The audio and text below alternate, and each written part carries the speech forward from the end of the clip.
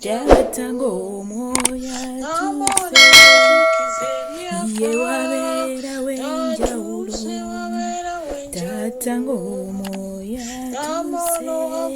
tuse ye wabera wenjaulo moya tuse. Yes, hallelujah, hallelujah. Aboluganda mukama yebazibwe. Science of Balaba Mumbejja wa YESU, lift up your faith altar. Mwasuze mutya era mwasibye mutya buli munakaddeke ujjale amanya n'eddoboozi yenza Omumbejja wa YESU NKSM ku lw'obuweereza Mumbejja wa YESU, lift up your faith altar. Abapya bakatwegettako Science of Balaba muwuliredde wano ku Mumbejja wa YESU, lift up your faith altar. Laba obubaka bw'osanzeeko, likinga, commentinga, oluvannyuma osubscribinge mukwano teweerabirako na ku notification bell ofuuke mutuuze mu kifo mwe tuli mu linnya lya Yesu Kristo omwana wa Katonda omulamu. Weewaawo era tukkiriza Mukama tutagenda tuleka kyekimu. Olunaku olwaleero mumbaaniriza nate mu Bible reading yaffe mu mpya eyakatwegattako tubeerako ne Bible reading buli lwa mukaaga n'olwokubiri, so twegatteko mu linnya lya Yesu Kristo. Olunaku olwaleero tutandise ekitabo kyaffe ekya 2 Samuel. So ababadde beebuuza ebikadde bye twasookerako okuva ku lubereberye mwebiri eyo emabega muntwegatteko mu linnya lya Yesu Kristo.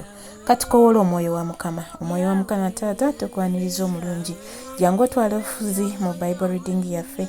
Muffe temuli magezi era temuli kutegeera, netusaasira otusonyiwe, otunaze n'omusaayi gwo wonna etwandibadde tutambulira mu kibi, otunaze n'omusaayi gwo mu linnya lya Yesu Kristo omwana wa Katonda omulamu. Leka Bible reading yeno gye tugenda okusoma era tuyigemu okubikkulirwa okw'amaanyi okuva gy'oli mu linnya lya Yesu Kristo omwana wa Katonda omulamu. Somesa omuntu waffe ow'omunda, tuliise tubikkuliremu ebyokutegeera byonna byonna mu linnya lya Yesu Kristo omwana wa Katonda omulamu. Era buli sekino Mukama Taata gwe tugenda oyimirira naye mu kitabo kino, mwoyo wa Mukama gw'oba okulembera, gw'oba otukozesa mu linnya lya Yesu Kristo omwana wa Katonda omulamu. Leka ekigambo kyo Mukama Taata kitukolemu omulimu. Leka tufuuke ab'ensonga, leka tufuuke abo ab'amaanyi mu linnya lya Yesu Kristo omwana wa Katonda omulamu. Ekitabo kyaffe kino tukiwonga wansi w'endagaano y'omusaayi gwa Yesu, na buli sekino agenda okirabako, agenda okiwulirako, kimuwe omukisa mu linnya lya Yesu Kristo Mukama waffe. Mwoyo wa Mukama Taata kulembera. Essula ey'omukaaga. Awo Dawudi n'akuŋŋaanya ate abasajja bonna abalonde aba Isirayiri 300. Dawudi n'agolokoka n'agenda n'abantu bonna abaali naye okuva e Baale Yuda okuggyayo ssanduuko ya Katonda okugirinnyisa eyitibwa erinnya lyennyini, erinnya lya Mukama ow'Eggye atuula ku bakerubi. Ne bateeka ssanduuko ya Katonda ku ggaali empya ne bagiggya mu nnyumba ya Abinadabu eyali ku lusozi. Uzza ne Akiyo batabani ba Abinadabu ne bagoba eggaali empya ne bagiggya mu nnyumba ya Abinadabu eyali ku lusozi ne ssanduuko ya Katonda. Akiyo n'akulembera ssanduuko. Dawudi n'ennyumba yonna eya Isirayiri ne bakubira mu maaso ga Mukama ebintu eby'emiberosi eby'engeri zonna, n'ennanga n'entongooli, n'ebitaasa, n'ensaasi n'ebisaala. Awo bwe baatuuka mu gguuliro lya Nakoni, Uzza n'agolola omukono gwe ku ssanduuko ya Katonda n'agikwatako, kubanga ente yeesittala. Obusungu bwa Mukama ne bubuubuuka ku Uzza. Katonda n'amukubira eyo olw'ekyonoono kye, n'afiira awo awali ssanduuko ya Katonda. Awo Dawudi n'anyiiga kuba Mukama awamatukidde Uzza, n'ayita ekifo ekyo Perezuzza ne leero. Dawudi n'atya Mukama ku lunaku olwo n'ayogera nti, essanduuko ya Mukama erijja etya gye ndi? Awo Dawudi n'atayagala kujjulula ssanduuko ya Mukama okugireeta gy'ali mu kibuga kya Dawudi, naye Dawudi n'agikyamya n'agiyingiza mu nnyumba ya Obededomu Omugitti. Awo essanduuko ya Mukama n'emala emyezi 3 mu nnyumba ya Obededomu Omugitti. Mukama n'awa omukisa Obededomu n'ennyumba ye yonna. Awo ne babuulira kabaka Dawudi nti, Mukama awadde omukisa ennyumba ya Obededomu n'ebibi byonna olw'essanduuko ya Katonda. Dawudi n'agenda n'aggya essanduuko ya Katonda mu nnyumba ya Obededomu n'agirinnyisa mu kibuga kya Dawudi ng'asanyuka. Awo olwatuuka abaasitula essanduuko ya Mukama bwe baali batambudde ebigere 600 n'awaayo ente n'ekyassava. Dawudi n'azinira mu maaso ga Mukama n'amaanyi ge gonna, era Dawudi nga yeesibye ekkanzu eya bafuta. Awo Dawudi n'ennyumba yonna eya Isirayiri ne balinnyisa essanduuko ya Mukama nga boogerera waggulu era nga bafuuwa ekkondeere. Awo olwatuuka essanduuko ya Mukama bwe yali ng'eyingira mu kibuga kya Dawudi, Mikali muwala wa Sawulo n'alingiza mu ddirisa n'alaba kabaka Dawudi ng'abuuka ng'azinira mu maaso ga Mukama, n'amunyooma mu mutima gwe. Ne bayingiza essanduuko ya Mukama ne bagiteeka mu kifo kyayo wakati mu weema Dawudi gye yali agisimbidde. Dawudi n'awaayo ebiweebwayo ebyokebwa n'ebiweebwayo olw'emirembe mu maaso ga Mukama. Awo Dawudi bwe yali amaze okuwaayo ekiweebwayo ekyokebwa n'ebiweebwayo olw'emirembe, n'asabira abantu omukisa mu linnya lya Mukama ow'Eggye. N'agabira abantu bonna, ekibiina kyonna ekya Isirayiri, abasajja n'abakazi, buli muntu omugaati n'omugabo ogw'ennyama n'ekitole eky'ezabbibu enkalu. Awo abantu bonna ne baddayo buli muntu mu nnyumba ye. Awo Dawudi n'akomawo okusabira ab'omu nnyumba ye omukisa. Awo Mikali muwala wa Sawulo n'afuluma okusisinkana ne Dawudi n'ayogera nti, kabaka wa Isirayiri ng'abadde wa kitiibwa leero, eyeebikkulidde leero mu maaso g'abazaana b'abaddu be, ng'omu ku basajja abataliiko kibagasa bwe yeebikkula nga talina nsonyi. Dawudi n'agamba Mikali nti, kyabadde mu maaso ga Mukama, eyannonda okusinga kitaawo n'okusinga ennyumba ye yonna, okunfuula omukulu w'abantu ba Mukama owa Isirayiri. Kyenaava nga nzannyira mu maaso ga Mukama. Era neeyongeranga okwetowaza okukirawo, era n'abanga anyoomebwa mu maaso gange nze, naye abazaana b'oyogeddeko abo balinzisaamu ekitiibwa. Mikali muwala wa Sawulo n'atazaala mwana okutuusa ku lunaku kwe yafiira.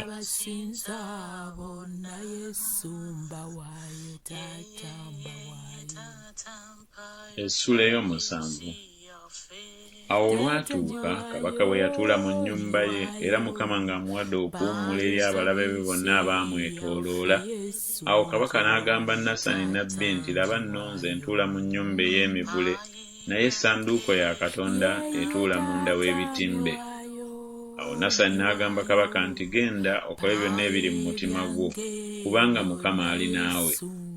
Awo olwatuuka ekiro ekyo ekigambo kya Mukama ne kijjira Nasani nti, genda obuulire omuddu wange Dawudi nti, bw'atyo bw'ayogera Mukama nti, ggwe olinzimbira ennyumba gye mba mbeeramu, kubanga siibeeranga mu nnyumba okuva ku lunaku lwe najja abaana ba Isirayiri mu Misiri ne leero, naye natambuliranga mu weema ne mu nnyumba entimbe.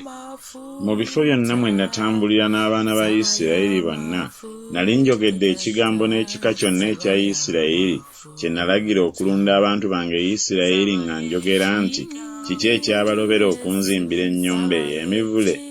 Kale nno bw'otyo bw'oba ogamba omuddu wange Dawudi nti, bw'atyo bw'ayogera Mukama ow'Eggye nti, nakuggya mu kisibo ky'endiga ng'ogoberera endiga, obeere omukulu w'abantu bange owa Isirayiri, era nabanga naawe buli gye wagendanga, era nzikirizza abalabe bo bonna mu maaso go, era ndikuwa erinnya ekkulu ng'erinnya bwe liri ery'abakulu abali mu nsi, era nditeekerawo abantu bange Isirayiri ekifo, ne mbasimba batuulenga mu kifo kyabwe bo, ne batajjulukuka nate, so n'abaana b'obubi nga tebakyababonyaabonya ng'olubereberye. Era ng'okuva ku lunaku lwe nalagira abalamuzi okufuga abantu bange Isirayiri, era ndikuwa okuwummula eri abalabe bo bonna. Era nate Mukama akubuulira nga Mukama alikukolera ennyumba. Ennaku zo bwe ziriba nga zituukiridde, naawe nga weebakidde wamu ne bajjajjaabo, ndissaawo ezzadde lyo eririddawo eririva mu ndaayo, era ndirinyweza obwakabaka bwe. Oyo y'alizimbira erinnya lyange ennyumba, era ndinyweza entebe ey'obwakabaka bwe ennaku zonna. Nze ndiba kitaawe, naye aliba mwana wange. Bw'anaabanga ng'akoze ekitali kya butuukirivu, n'amukangavvulanga n'omuggo ogw'abantu n'enga ez'abaana b'abantu. Naye okusaasira kwange tekumuvengako, nga bwe nakuggya ku Sawulo, gwe najjawo mu maaso go, n'ennyumba yo n'obwakabaka bwo birifuuka byankalakkalira ennaku zonna mu maaso go, entebe yo erinywezebwa ennaku zonna. Awo ng'ebigambo ebyo byonna bwe biri n'okwolesebwa okwo kwonna, bw'atyo Nasani bwe yabuulira Dawudi. Awo Dawudi kabaka n'alyoka ayingira n'atuula mu maaso ga Mukama, n'ayogera nti, nze ani, Ayi Mukama Katonda, n'ennyumba yange kye ki bw'okuntuusa wano? N'ekyo ne kiba nga kikyali kigambo kitono mu maaso go, Ayi Mukama Katonda, era naye oyogedde ku nnyumba y'omuddu wo okumala ebiro bingi ebiribaawo, n'ekyo ng'engeri y'abantu bw'eri, Ayi Mukama Katonda. Era kiki Dawudi kyayinza okukugamba nate, kubanga omanyi omuddu wo, Ayi Mukama Katonda. Olw'ekigambo kyo era ng'omutima gwo ggwe bwe guli, kyovudde okola ebikulu ebyo byonna okutegeeza omuddu wo. Kyobeeredde omukulu, Ayi Mukama Katonda, kubanga tewali akwenkana, so tewali Katonda wabula ggwe, nga byonna bwe biri bye twakawulira n'amatu gaffe. Era ggwanga ki erimu mu nsi erifaanana abantu bo, erifaanana Isirayiri, Katonda be yagenderera okwenunulira okuba abantu be, n'okwekolera erinnya, n'okubakolera ebikulu, n'okukolera ensi yo eby'entiisa mu maaso g'abantu bo be weenunulira okuva mu Misiri, okubaggya mu mawanga ne bakatonda baabwe. Ne weenywereza abantu bo Isirayiri okuba abantu gy'oli ennaku zonna, naawe Mukama n'ofuuka Katonda waabwe. Era kaakano, Ayi Mukama Katonda, ekigambo ky'oyogedde ku muddu wo ne ku nnyumba ye kinyweze ennaku zonna, era kola nga bw'oyogedde. Era erinnya lyo ligulumizibwe ennaku zonna, nga boogera nti, Mukama ow'Eggye ye Katonda afuga Isirayiri, n'ennyumba ey'omuddu wo Dawudi erinywezebwa mu maaso go. Kubanga ggwe, Ayi Mukama ow'Eggye, Katonda wa Isirayiri, obikkulidde omuddu wo ng'oyogera nti, ndikuzimbira ennyumba, omuddu wo kyavudde ayaŋŋanga okukusaba okusaba kuno. Era nno, Ayi Mukama Katonda, ggwe Katonda, n'ebigambo byo mazima. Era osuubizizza omuddu wo ekigambo ekyo ekirungi. Kale nno kkiriza okuwa omukisa ennyumba ey'omuddu wo ebeerenga mu maaso go ennaku zonna, kubanga ggwe, Ayi Mukama Katonda, oyikyogedde, era ennyumba y'omuddu wo eweebwenga omukisa gwo ennaku zonna.